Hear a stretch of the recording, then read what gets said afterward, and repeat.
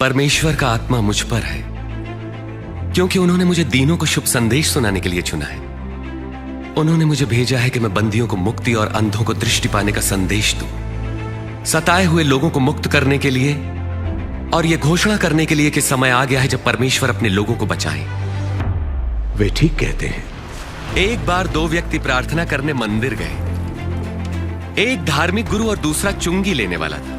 धार्मिक गुरु अलग खड़ा होकर यूं प्रार्थना करने लगा, परमेश्वर, मैं आपका धन्यवाद करता हूं कि मैं दूसरों की तरह लालची, बेईमान और व्यभिचारी नहीं।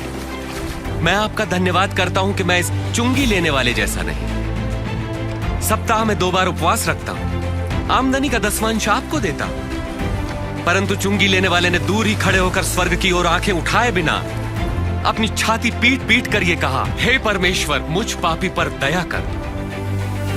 मैं तुमसे कहता हूं, धार्मिक गुरु नहीं परंतु यही चुंगी लेने वाला परमेश्वर की दृष्टि में धर्मी ठहरा और अपने घर गया।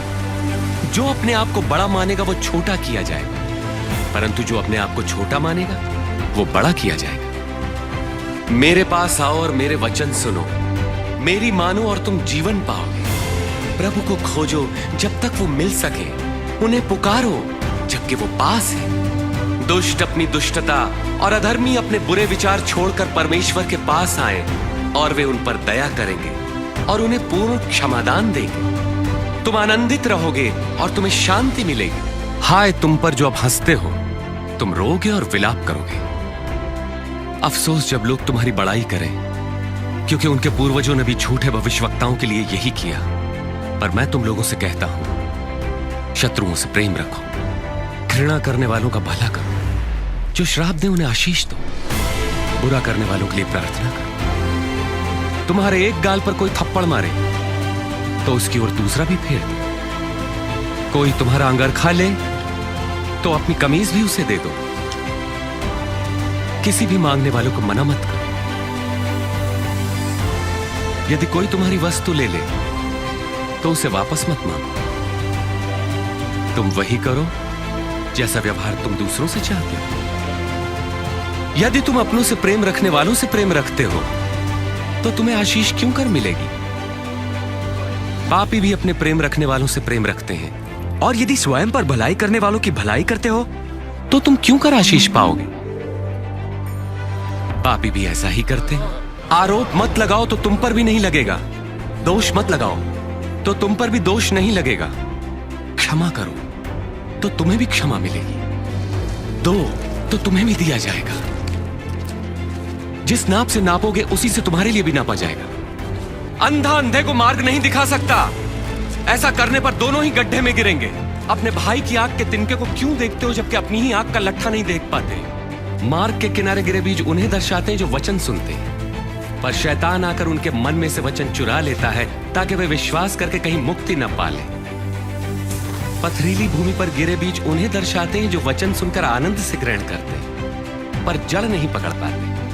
वो कुछ देर तक विश्वास करते हैं और परीक्षा की घड़ी आने पर टिक नहीं पाते। झाड़ियों में गिरे बीज उन्हें दर्शाते हैं जो वचन सुनते हैं, परंतु जीवन की चिंताओं, धन, मोह व भोग विलास में फंसने से उनके फल कभी नहीं पकते। वे बीज जो अच्छी भूमि पर गिरे उन लोगों के प्रतीक हैं जो वचन सुनकर उसे भले और आज्ञाकारी मन से ग्रहण करते हैं और फलवंत होने तक उन्हें संभाले रखते हैं। मांगो तो तुम्हें दिया जाएगा, ढूंढो तो तुम पाओगे, खटखटाओ तो तुम्हारे लिए द्वार खोला जाएगा। क्योंकि जो मांगता है उसे दिया जाता है, और जो ढूंढता है वो पाता है, और जो खटखटाता है उसके लिए द्वार खोला जाता है। तुम में से ऐसा कौन पिता होगा जो अपने पुत्र को रोटी मांगने पर पत्थर देगा या पानी मांगने पर उसे जहर देगा? जब तुम बुरे होकर अपने बच्चों को अच्छी वस्तुएं देना जानते हो तो तुम्हारा परम पिता परमेश्वर अपने मांगने वालों को पवित्र आत्मा क्यों न देगा? अपने प्राणों की चिंता न करो कि हम क्या खाएंगे, और ना ही अपने शरीर की कि क्या पहनेंगे, क्योंकि प्राण भोजन से बढ़कर है और शरीर वस्त्र से बढ़कर। पक्षियों पर ध्यान दो, वे न बोते हैं, न काटते हैं, और ना ही उनके कोई भंडार है, फिर भी परमेश्वर उन्हें खिलाता है। और तुम तो पक्षियों की तुलना में कहीं बढ़कर हो। तुम में से कौन चिंता करके अपनी आयु बढ़ा सकता है? जब तुम ये छोटा सा काम नहीं कर सकते तो बाकी चिंता क्यों करते हो? इन फूलों को देखो, ये कैसे बढ़ते हैं। वे किसी तरह का परिश्रम नहीं करते। राजा सुलेमान इनमें से एक के समान भी सुंदर वस्त्र न पहन सका। यदि परमेश्वर मैदान की घास को सजाते जो आज है और कल आग में झोंकी जाएगी, तो निश्चय ही वह तुम्हें भी वस्त्र पहनाएंगे। यदि तुम्हारा विश्वास राई के दाने के बराबर भी होता तो तुम इस पेड़ से कहते कि जड़ से उखड़कर समंदर में जा लग, तो ये तुम्हारी बात मान लेता। ऐ मेरे लोगों, भयभीत ना हो। परम पिता की यह इच्छा है कि तुम्हें राज्य दे।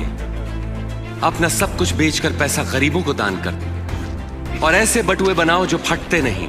स्वर्ग में धन इकट्ठा करो जहां वो घटता नहीं, क्योंकि कोई चोर वहां नहीं पहुंच सकता, न ही कीड़ा उसे नष्ट कर सकता है। जहां तुम्हारा धन होगा वहीं तुम्हारा मन भी लगेगा। तुम आज्ञाएं तो जानते हो, व्यभिचार न करना, हत्या न करना, किसी पर झूठे आरोप न लगाना, अपने माता पिता का आदर करना। तुम्हारे लिए भी एक काम करना आवश्यक है। अपना सब कुछ बेचकर धन गरीबों को बांट दो, तुम्हें स्वर्ग में धन मिलेगा। फिर मेरे पीछे हो लो। धनवान का परमेश्वर के राज्य में प्रवेश कितना कठिन है। धनवान के लिए परमेश्वर के राज्य में प्रवेश मुश्किल है, जबकि ऊंट का सुई के नाके से निकलना सहज है। जो मनुष्य के लिए असंभव है वो परमेश्वर के लिए संभव है। परमेश्वर का राज्य प्रकट रूप से नहीं आता। कोई ये नहीं कह सकता कि देखो ये यहां है या वहां है, क्योंकि परमेश्वर का राज्य तुम में है। वो समय आएगा जब तुम परमेश्वर के पुत्र के आगमन का दिन देखना चाहोगे, पर देख ना पाओगे। जैसे बिजली आकाश की एक ओर से दूसरी ओर तक प्रज्वलित होती है, वैसे ही परमेश्वर का पुत्र भी प्रकट होगा। परंतु पहले उसे बहुत दुख उठाना होगा और इस युग के लोग उसका तिरस्कार करेंगे। मैं कहता हूं, जो तुम देखते और सुनते हो, बहुत से भविष्यवक्ताओं और राजाओं ने देखना और सुनना चाहा, परंतु ऐसा न कर सके। धर्मशास्त्र क्या कहता है? इसका क्या अर्थ है? तुम अपने प्रभु परमेश्वर को संपूर्ण हृदय, संपूर्ण प्राण, संपूर्ण सामर्थ्य, संपूर्ण मन से प्रेम करो। पड़ोसी को अपने समान प्रेम करो। तुमने ठीक कहा, यही करो तो जीवित रहोगे। एक बार एक मनुष्य ने अंगूर की बारी लगाई, उसे ठेके पे देकर लंबे समय के लिए कहीं चला गया। जब अंगूरों को इकट्ठा करने का समय आया तो उसने अपने एक दास को भेजा कि फसल में उसका हिस्सा उससे मिल सके, परंतु ठेकेदारों ने उसे पीटकर खाली हाथ भगा दिया। तब उसने दूसरे दास को भेजा, पर ठेकेदारों ने उसे भी पीटा और अपमानित करके उसे भी खाली हाथ लौटा दिया। तब उसने तीसरे दास को भेजा, किंतु ठेकेदारों ने उसे मार पीट के बाग के बाहर धकेल दिया। तब अंगूर बारी के मालिक ने अपने मन में सोचा, अब मैं क्या करूं? अब मैं अपने प्रिय पुत्र को भेजूंगा, अवश्य ही वे उसका आदर करेंगे।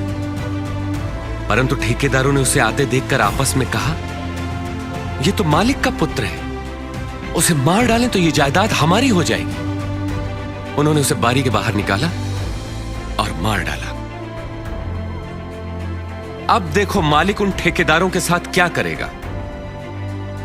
वो आकर उनको मारेगा और अंगूर की बारी दूसरे को दे देगा। तो इस वचन का क्या अभिप्राय है? जिस पत्थर को राजमिस्त्रियों ने निकम्मा जान नकार दिया, वही पत्थर सबसे श्रेष्ठ सिद्ध हुआ। जो कोई इस पत्थर पर गिरेगा वो चकनाचूर हो जाएगा, और यदि यह पत्थर किसी पर भी गिरेगा तो उसे पीस कर रख देगा। मेरे लिए अवश्य है कि मैं दुख उठाऊं, तिरस्कृत किया जाऊं और जान से मार डाला जाऊं,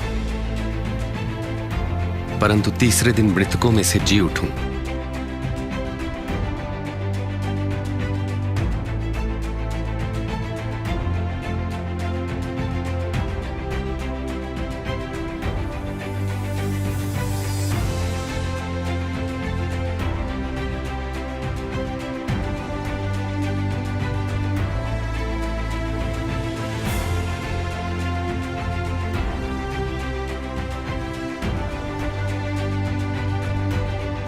वो समय आएगा जब तुम परमेश्वर के पुत्र के आगमन का दिन देखना चाहोगे, पर देख ना पाओगे।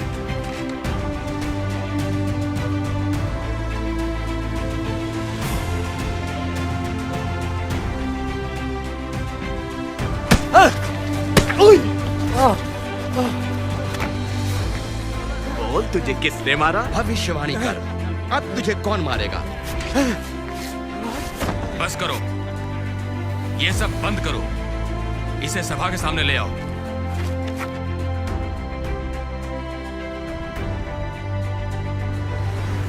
हमें बता, क्या तू ही मसीह है? यदि मैं बताऊंगा तो तुम विश्वास न करोगे। यदि मैं तुमसे प्रश्न पूछूं तब तुम उत्तर न दे सकोगे।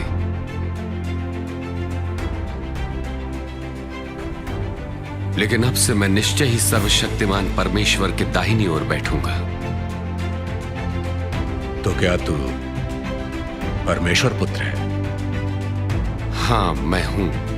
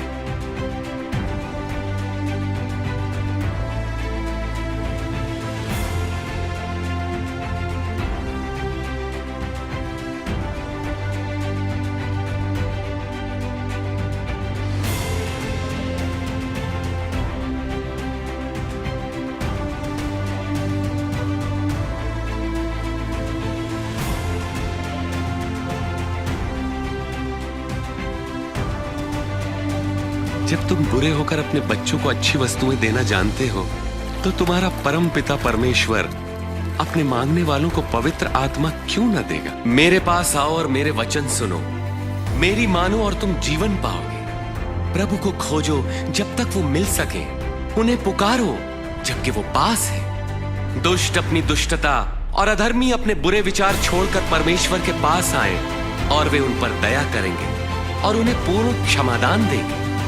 तुम आनंदित रहोगे और तुम्हें शांति मिलेगी। वो समय आएगा जब तुम परमेश्वर के पुत्र के आगमन का दिन देखना चाहोगे, पर देख ना पाओगे। धन्य है वे लोग जो मुझ पर संदेह नहीं करते।